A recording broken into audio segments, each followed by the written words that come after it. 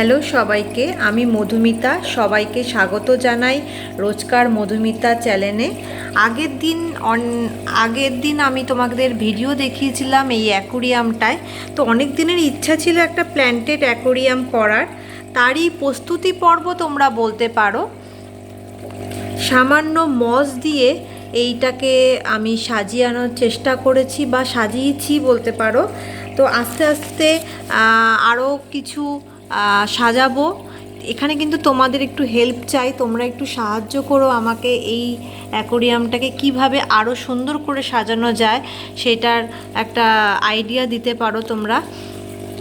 দেখে নাও এইটুকুর মধ্যে কেমন লাগছে। কোনো রকম আর্টিফিশিয়াল কিছু ইউজ করার ইচ্ছা নেই, তো সম্পূর্ণটা ন্যাচারালভাবে রাখার চেষ্টা করেছি। ন্যাচারালভাবে রাখলে মাছগুলো একটু ভালো থাকবে, সেই কারণেই এই প্রস্তুতি।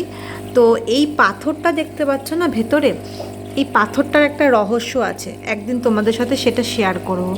চলো আজকে এইটুকু দেখে নাও, এইটুকু সেটআপ কেমন লাগছে।